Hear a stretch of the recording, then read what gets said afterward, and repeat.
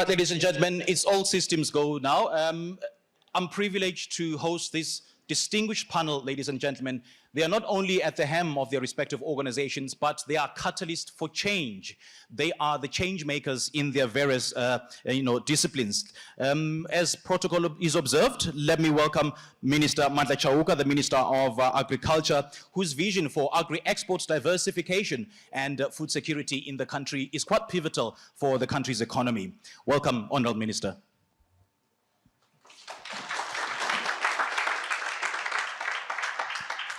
Next to the minister is Mr. Zakele Lukele, the General Manager of the Rhodes Food Group, which is a leading agribusiness investor in Eswatini, showcasing how value-added agriculture can trigger competitiveness in the industry. Babulukele, very good morning, welcome.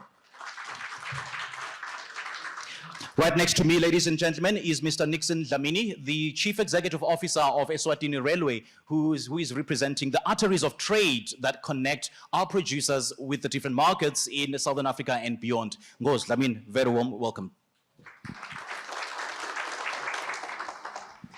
Now, Honourable Minister, with protocol observed, let me start with you. And once again, let me reiterate the fact that we are now live on CNBC Africa. So this is just a moment that we can be proud as Eswatini individuals. Now, Honourable Minister, just how central and pivotal is agriculture in the development and the growth of the Eswatini economy and triggering export-driven economy?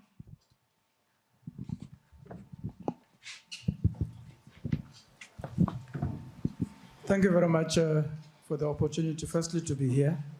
Secondly, to be able to address Eswatini and address the world. To your question, agriculture is central to the development of any economy. In the Kingdom of Eswatini, most of our people live in the rural areas and they survive by agricultural activities. Therefore, we believe that if we are able to sort of uplift their livelihoods, then we'll be able to deal with all the social challenges that we have in this country.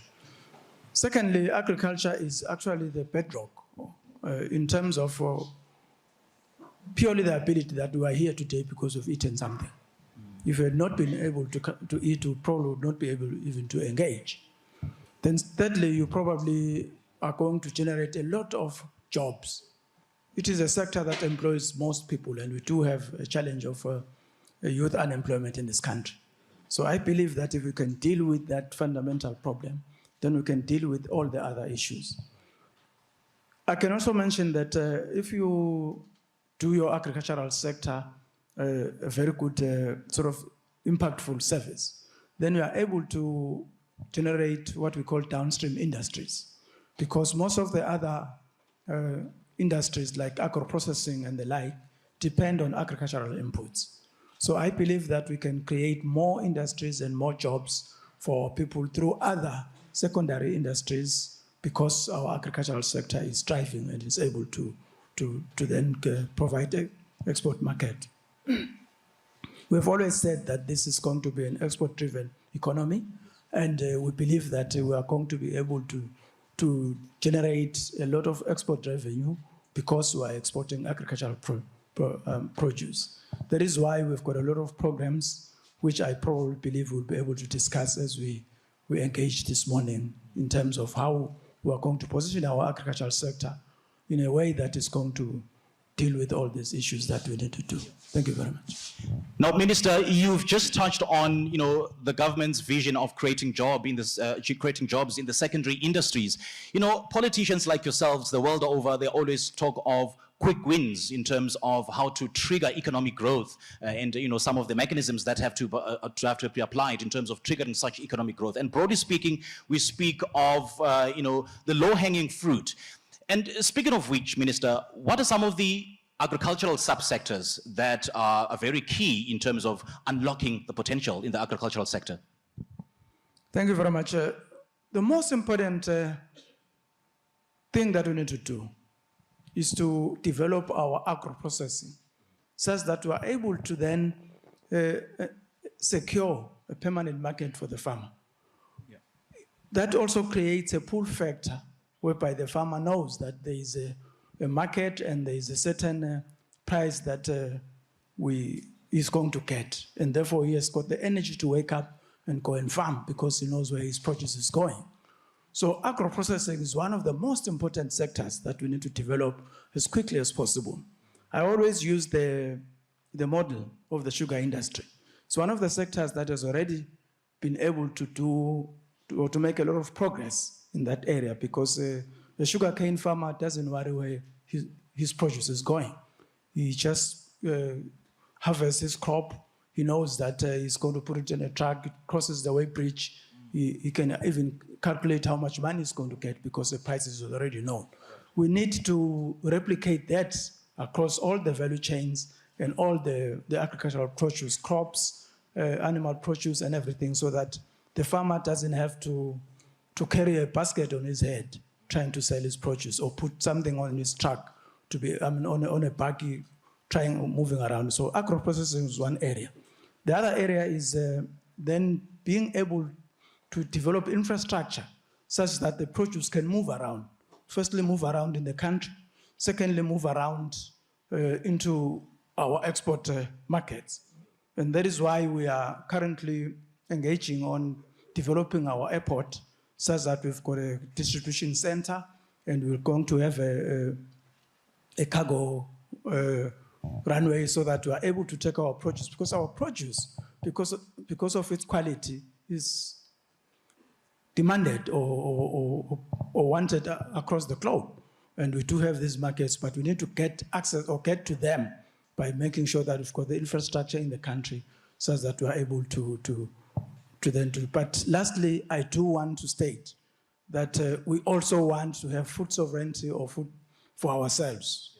Because when we import some of the produce just to feed ourselves, then we are exporting jobs. We are not getting the jobs that should be given to our people in this country.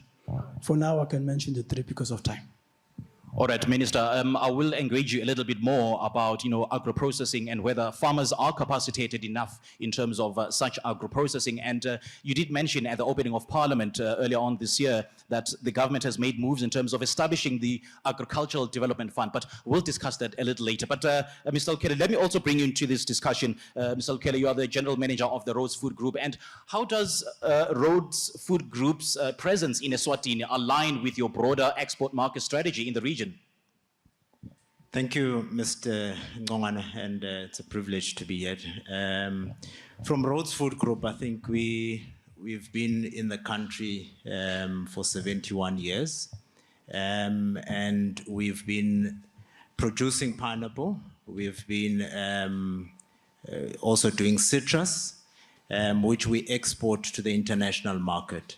And these products, as the Minister has alluded, to the fact that agro-processing is so important, plays such a role in the export market. And what we do is to trade with the international market and ensure that, we are able to send our products, the quality products that we produce, send them over to our customers in the different regions, which would include the United States, the United Kingdom, Japan as well, and the domestic market, which is the African market as well. So as a business, we are aligned, because we realize the need, firstly from a country, to ensure that we are able to support the local communities, and as well we are able to ensure that we export our goods at the right quality standards that are required by our customers. I guess that is one positive attribute that the RFG Group is employing in terms of empowering the communities, because that's what so many companies are failing to do, empowering the communities, because it is the very same communities that are at the foundation of the company's success. Thank you so much for raising that point. Ngozi Dlamini, CEO of Eswatini Railway, let me also bring you into this conversation. How is Eswatini Railways working with the neighboring countries to align rail strategies to enhance cross-border trade efficiency? Good morning, ladies and gentlemen, and Mr. Ngongane. The Eswatini Railways, even though we are a landlocked country and our network is only 301 kilometers, but it plays a vital role in terms of facilitating trade within the region. Now, under the auspices of the Southern African Railways Association, which covers countries as far north as Tanzania, the DRC, Zambia, Zimbabwe, and so on. All this traffic that is generated within the region needs to reach the various ports. And it's mainly export traffic. Now, these ports could be Maputo, Richards Bay, or Durban. We don't go down as far south as Cape Town, maybe. But Eswatini is the main conduit because we are under we fall within the north-south corridor. So a consignment from Zambia goes through Eswatini in order to get to Richards Bay. So both inbound and outbound logistics, we play a vital role as a country. I mean, to give you, to put this in perspective, the minerals that come from the northern part of South Africa, this will be your magnetite and your rock phosphate, these go through Eswatini. And you're looking at about 6.5 million tons. Well, let's put it 7.2 million tons of traffic. That's per annum. And this is, that's the impact. And that's I'd say this is why we strategically an important railway. This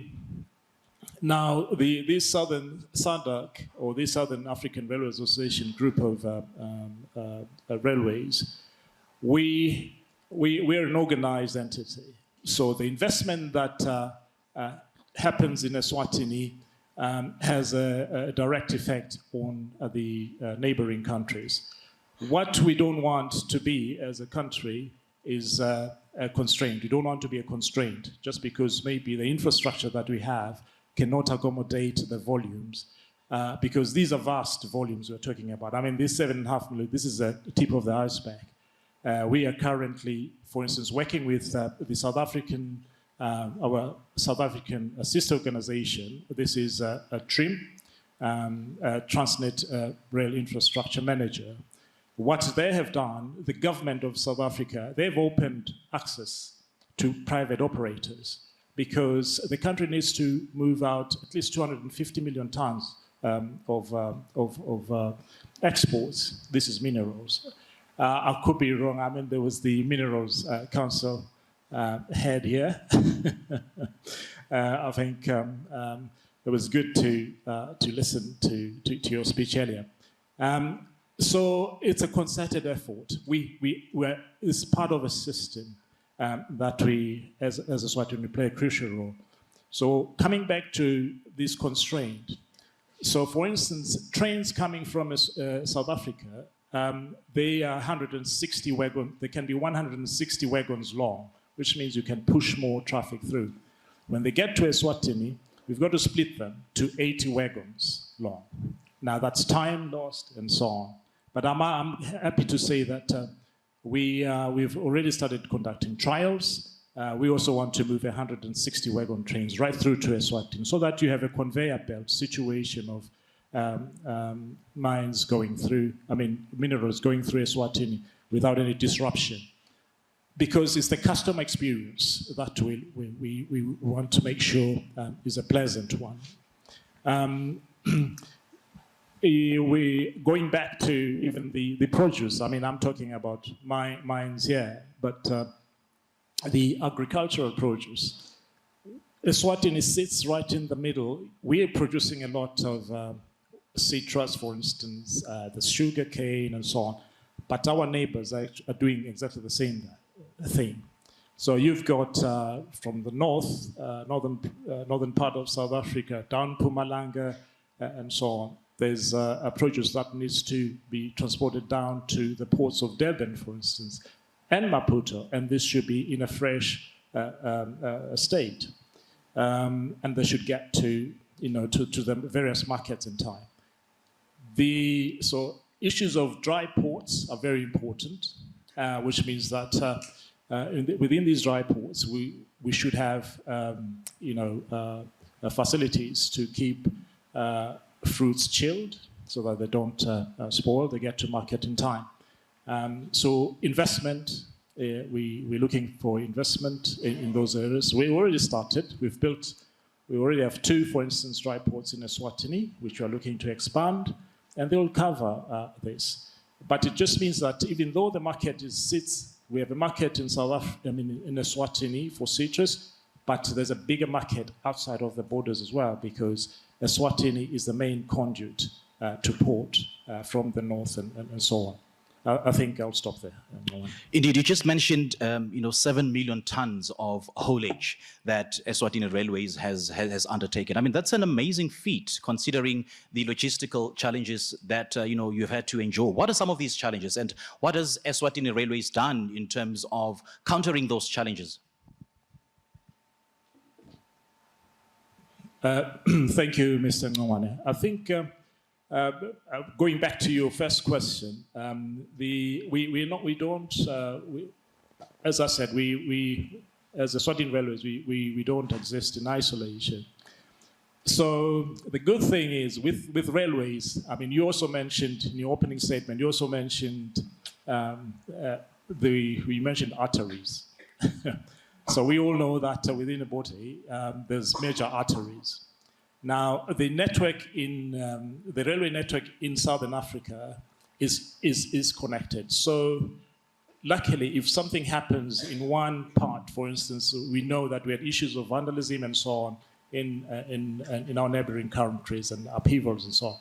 But because there's a conduit through Eswatini, we were able to benefit that. So we spoke to our neighbors and said, look, we can introduce an intermodal solution.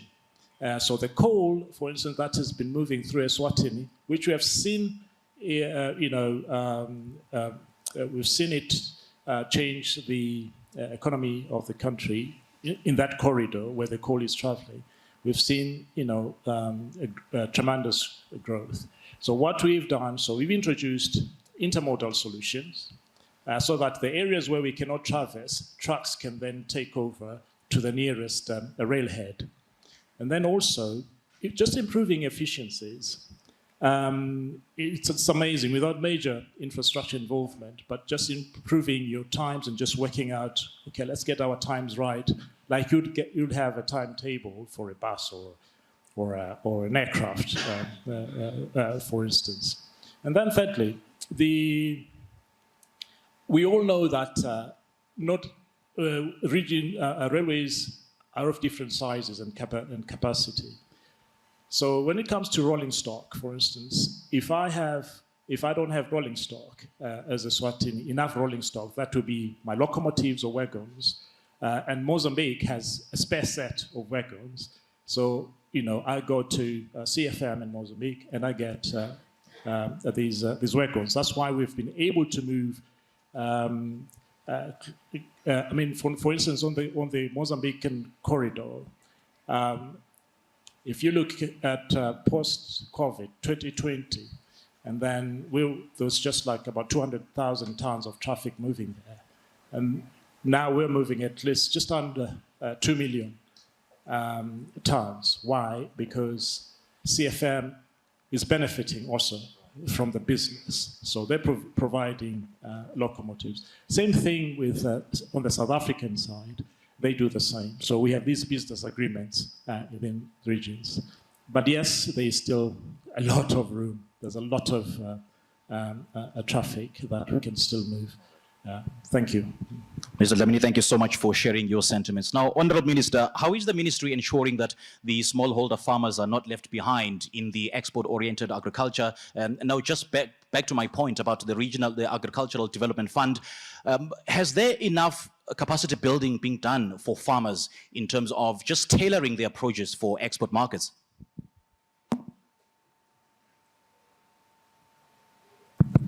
Thank you again, Mr. Ngongane. I think this is a very important point that needs to be discussed. You talk about empowering the farmers.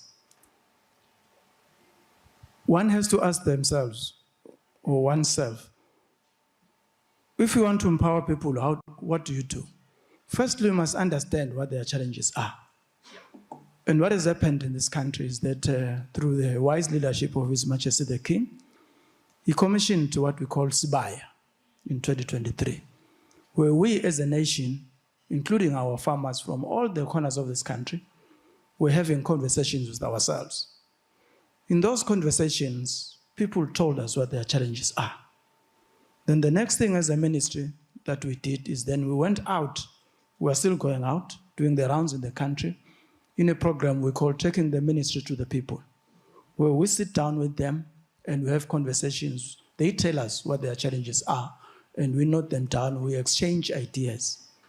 Now, with that knowledge base from Sibaya and from the conversations that we're having in the Tingundla centers, we now know what some of these basic challenges are. One of them, I spoke about infrastructure. I didn't get into the details of what I meant about infrastructure. I spoke about infrastructure to move the produce. That's one area.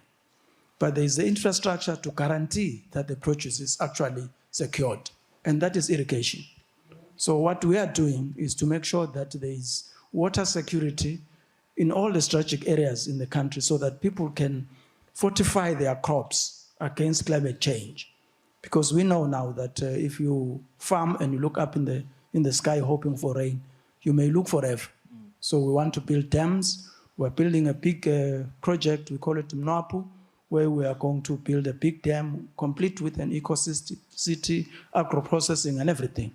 So that is one area of trying to capacitate the farmers so that they can make sure that they produce because they've got water.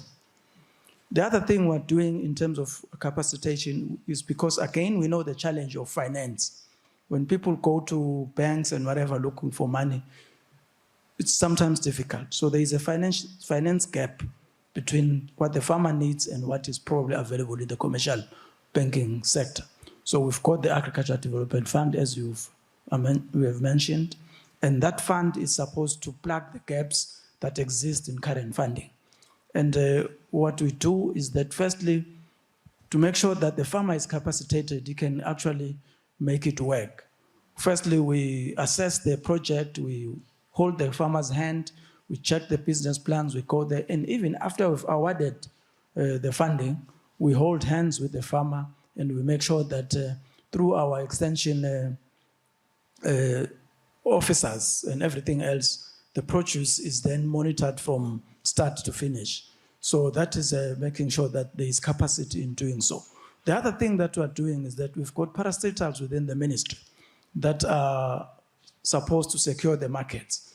So what we are doing is that we are making sure that they hold the hands of the farmer to secure the ultimate produce that the farmer, from planting and all the way to make sure that the farmer is able to actually get the produce and therefore be able to go to the market.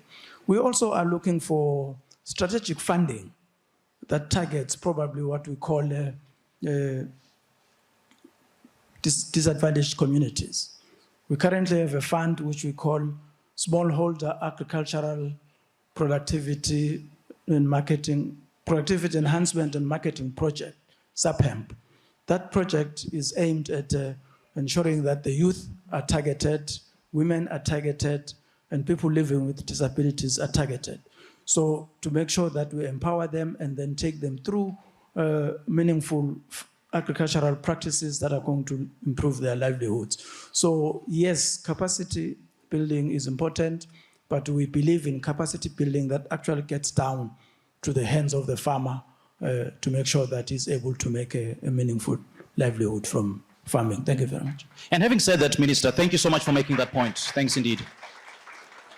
And having said that, what's the status of the plans in place to improve cross-border logistics and regional market access for Eswatini's agricultural produce? Again, that's a very important point because, firstly, I spoke about making sure that our produce gets to the international market. We do have what we call yesterday, the leader of that organization came through to make a presentation, or his representative the African Continental Free Trade Agreement. That gives us access to the whole continent of Africa in terms of market, of an available market. And therefore, we need to make sure that our produce gets there. The CEO here, Mr. Nixon, has spoken about the railway lines. We have these beautiful railway lines, and we're making sure that they are able to take our produce to their destination. But as a ministry and as a government, we're looking at the across the spectrum, because it cannot only be just through railway, because we are not going to export through ships only. We also want to use air freight, because air freight makes sure that the produce gets there early and still fresh. So that is why I spoke about the distribution center and the airport being developed. We want to be able to take the produce out there using quicker methods so that it gets there in time instead of the long rate. So we have a body that works with the other structures in government at the borders to make sure that the produce is able to cross as quickly as possible, because that foreign revenue makes a difference in the lives of a farmer. Thank you. All right, Honourable Minister, thank you so much for making that point. Mr. Okele, how does Rhodes Food Group integrate the smallholder farmers into your supply chain? Right, thank you, Sipho. I think from our side, obviously based on the products that we produce, we do engage with the farmers in the various areas. I'll give an example.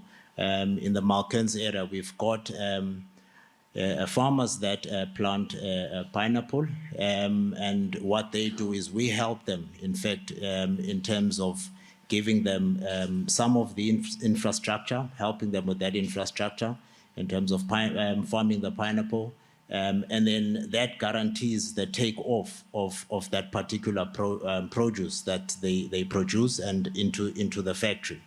And again, other products that we could be looking at in the future is some of our raw materials that we use in the factory, and the likes of, I'll talk about a straightforward one would be strawberries that we're looking for to say, how could we utilize the farmers, the smallholder farmers, to supply us with that raw material, and then that guarantees the offtake. But talking again to citrus as well, from a citrus perspective, we also, buy our citrus from the local farmers. So there's guarantees that, they've planted the trees, and those trees take years to plant and give the produce. But you've got to have that guarantee to ensure that at the end of your season, you'll be able to harvest and bring that fruit to us. And that can only be done if there is a market that has been secured. And that is where RFG plays a pivotal role to ensure that the export market is penetrated. We go out and look for customers. And then obviously we utilize the trade agreements that are there. So this is a whole value chain that we supply. We support right from the smallholder farmers, or the farmers that could be producing or farming the various products or the various raw materials. And I've observed with keen interest that all of your operations are located, close to the sources of raw materials and the end markets to ensure that your products are of, high quality. So what are some of the strategies that RFG Group has employed in terms of ensuring that your products and produce meets international food safety standards? Right, I think from RFG side, I'll talk about firstly on food safety and quality. We subscribe to various accreditations when it comes to food safety. We get audited by our customers. I'll give an example. We've got customers in the UK, the likes of Tesco, stores, there's Morrison's. They come and do audits on our site. And that just verifies or ensures that the product that we supply is of good quality. And because of the long-term relationships we've had, there is also that trust between us as a producer and them as a customer. So that is one way that we ensure that the quality of our products are at the right standards. And again, you spoke about our operations being close to the markets. One example is this factory in Eswatini being close to the Durban port, as Mr. Nixon has highlighted. We rail our containers down to Durban. Volume-wise, we'll talk about probably just over 1,300 containers annually that we actually send down to Durban by rail.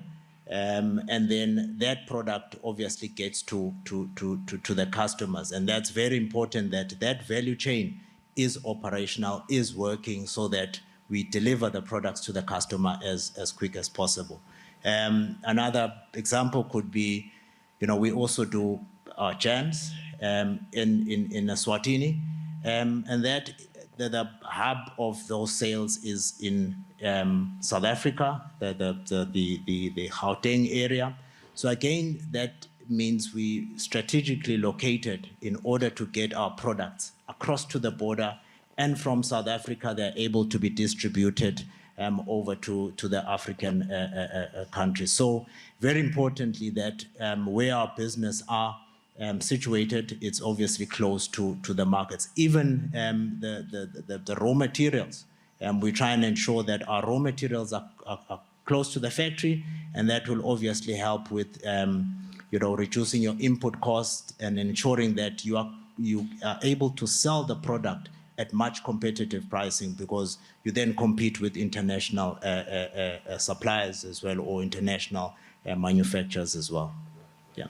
Well, it's quite heartwarming to see, how the measures that have been put in place by the RFG to ensure that safety and quality is at, the bedrock of your operations. Mr. Nixon, you and we were at the Africa Rail Summit in Johannesburg just a couple of days ago, where in your presentation you lamented the fact that, the lack of funding and expertise in some instances really is a problem in terms of rail development. Hence the need to establish a body outside of government, but that is accountable to government, where everybody is represented, for purposes of, harnessing treaties for economic growth. What comes to mind is the PPPs, the private-public partnerships. Do you want to share your insights on successful PPPs that you know of and how they've contributed to rail development? Mr. Nkumane,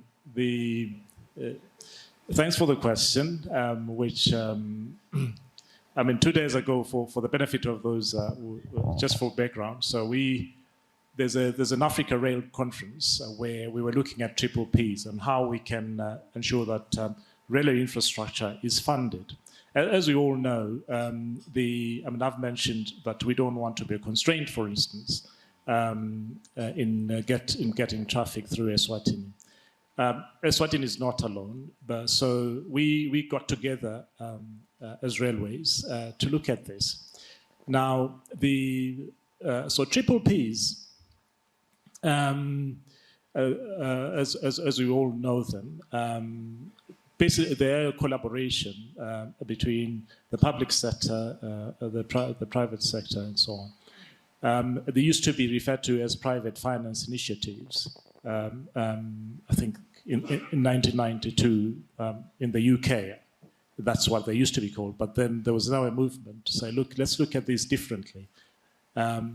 Why? Because what you tend to have, even though we assume that in a triple P, you are all coming at the same level of understanding on what needs to be done and how the organization should be set up. And you find that the successful triple Ps do not have this asymmetry. So we all have to, so whether it's the legal component, the risk component, the finance component, those should all be sitting at more or less the same level. Otherwise, if you have a dominant dominant party, then it just destroys the whole relationship. So I've seen a few. Some of them are not really rail related. It could be in hospitals or schools, even drugs. You know, when governments come around and they look for something that will sort out tuberculosis or malaria, for instance, you need people to be sitting at the same level. We have the Channel Tunnel in the UK. You also have BBR. This is in Zimbabwe. It's a successful one. In Africa, closer to us. I think even the concession that we have with the Gautrain Management Agency, that's working pretty well. So these are quite, but you have to be very, I mean, I'm not a triple P expert. I tend to be, I either provide a service. My background is engineering, so I'll go into that space to make sure that the triple P works. So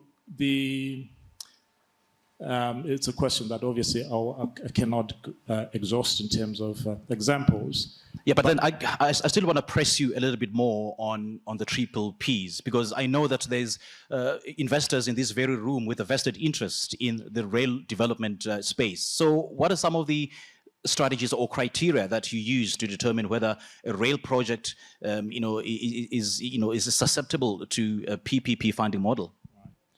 Why do we have triple Ps? We have triple Ps because governments just cannot fund. In terms of the figures, I think yesterday in the gala dinner, the CEO for IPA, he mentioned the Eswatini Rail Link project. I mean, you're looking at least a $2 billion investment, which I don't think,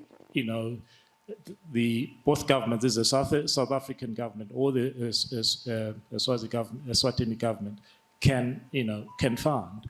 So what you need, and it's not only just maybe one bank, but you need a syndicate to fund this, because also you need to spread the risk in terms of making sure that, how can I put it? If you have 5 banks, then the 5 or 6 banks, or whatever the case may be, you spread the risk. But also, I'm just going through this. But also, you need a body that will sit aside from government. So it will be an SPV kind of a body that ensures that there's accountability, and this organization is, has been well set up and is accountable to both the governments that are responsible. At the end of the day, the asset will belong to government after, let's say, the 40 or 30-year period when everybody has where the monies have been paid and so on. One of the things that maybe I can also mention is that one of the things that have made triple Ps fail is that, for instance, the contractor who is actually carrying out the work, sometimes you find that they're told, well, you'll get your money once we've finished the project. And so the current thinking now, this is the Institution of Civil Engineers, because they produce this, and also the UN, they produce this. So the current debate now is that maybe we should ensure that all the parties within the triple P have some sort of benefit, a rolling benefit, so that they do not wait until the end of the construction, maybe then they get paid. Yeah. So that is maybe one area. Then the treaties are quite also important. There should be. It's okay as governments signing. I represent government because I'm a government parastatal. So one of the things that yes, government will sign memoranda of understanding, right? But you have to operationalize this instrument. Yeah. So there should be, deliberate steps and targets in terms of this is what we have to. This is milestone 1, milestone 2, and so on. So the environment should be conducive. What back on this, just going back to this Eswatini rail link. Even though it's called Eswatini rail link, I had the privilege of, well, not privilege, but we had to be there because what Eswatini is doing in connecting the railhead, the railway, this 145-kilometer section with South Africa. What we are doing, Mozambique has been doing that on the center line with Malawi, so connecting Mozambique in the north and Malawi. Mozambique has done that. Then also, which I was part of a scoping study for. Then on the Botswana side of things, Botswana and South Africa, they're also doing something similar.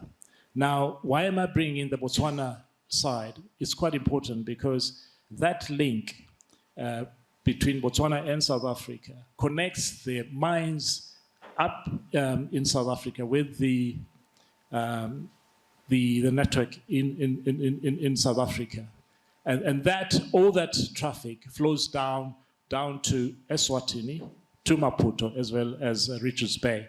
So we have taken the decision as railways, so Botswana, Transnet, which is South Africa, and Eswatini, to actually do this project, which was the original idea, and we've got the banks supporting it.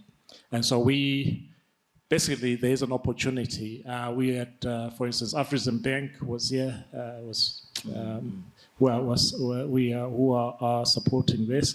Mr. Dlamini, my apologies. I have to interrupt you because we have to end the broadcast on CNBC Africa. Thank you so much for tuning in. I was joined by Mr. Nixon Dlamini, the CEO of Eswatini Railways, and as well as Honorable Mandla Chauke, the Minister of Agriculture, and as well as Mr. Zakele Lukele, the General Manager of RFG Group. So this is where the broadcast will end on CNBC Africa, but the conversation does continue. And Minister, I'm quite intrigued by some of the policies that your ministry has had to implement in terms of agricultural development, especially in the rural areas. So what are some of the policy reforms that investors and farmers need to be aware of, that will lead to export-led agricultural growth?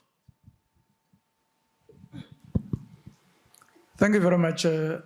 Firstly, because I suspect this is probably the last time I'm saying something, I just...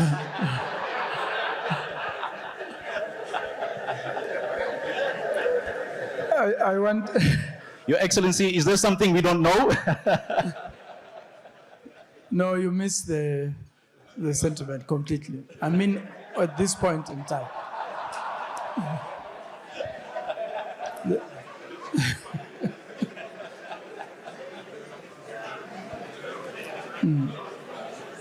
I think it's the last time I'm making a comment on the podium.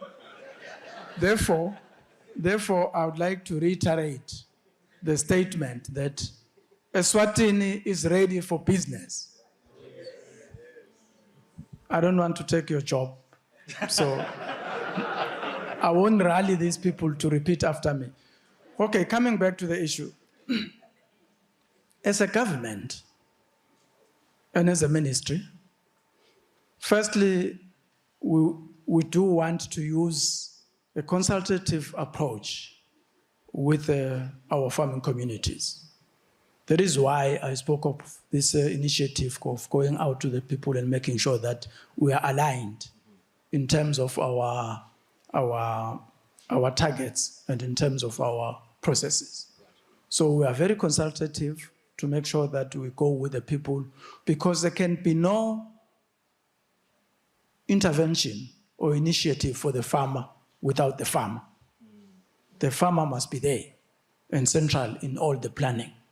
So that is one policy shift that we are making. Secondly, as we are saying, we want to sort of propel the export economy approach and make sure that people are not farming purely for subsistence. We want people to farm for commercial purposes and also to be able to make money and build wealth in terms of their livelihoods. Thirdly, one of the problems we've got in this country is youth unemployment.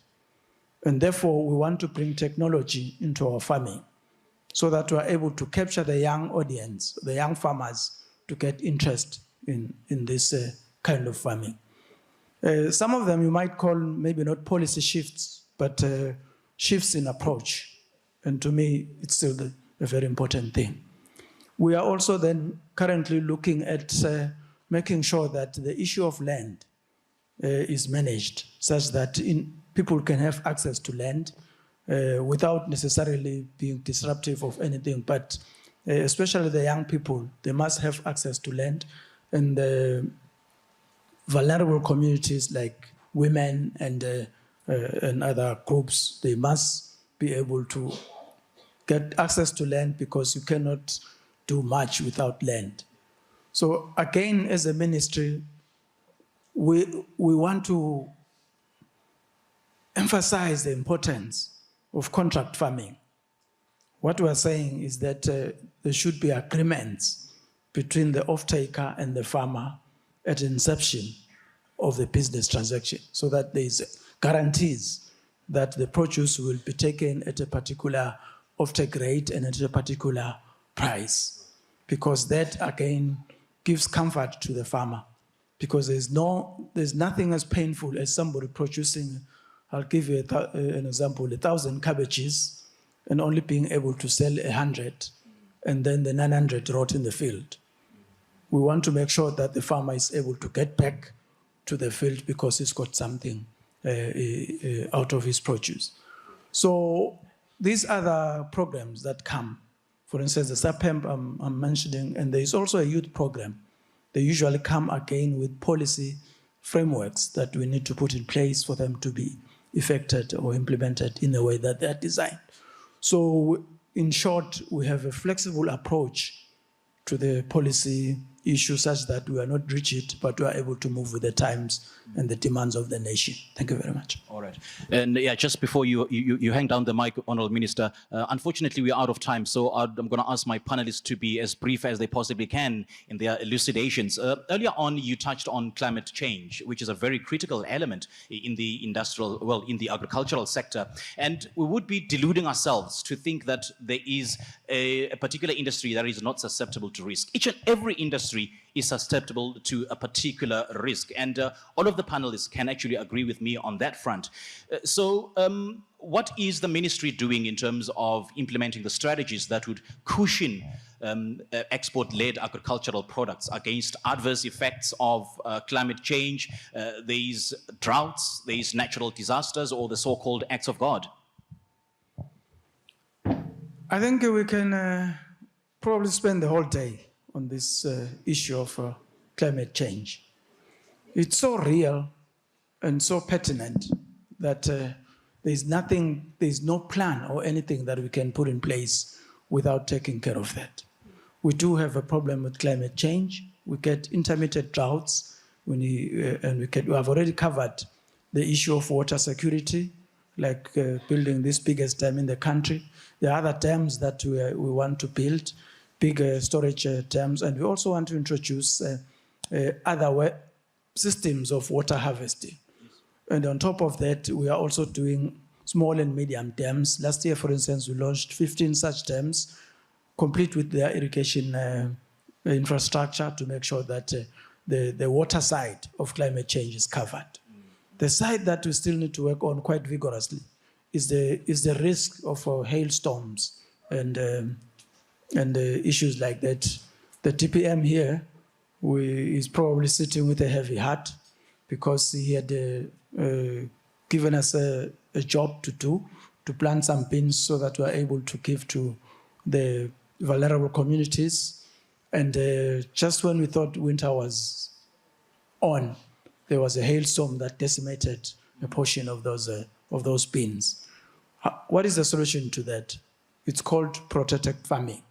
What you do is that you put in shade nets and you cover your crop, shade nets and tunnels.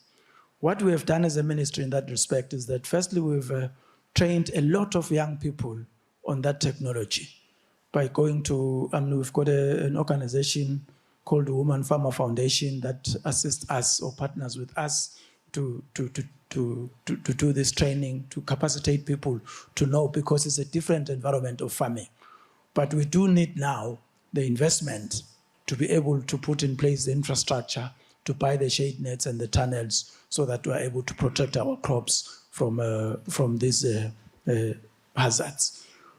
All right, Honourable Minister, thank you so much for making your point. And I can tell you that this is the last time that you're speaking on this podium today.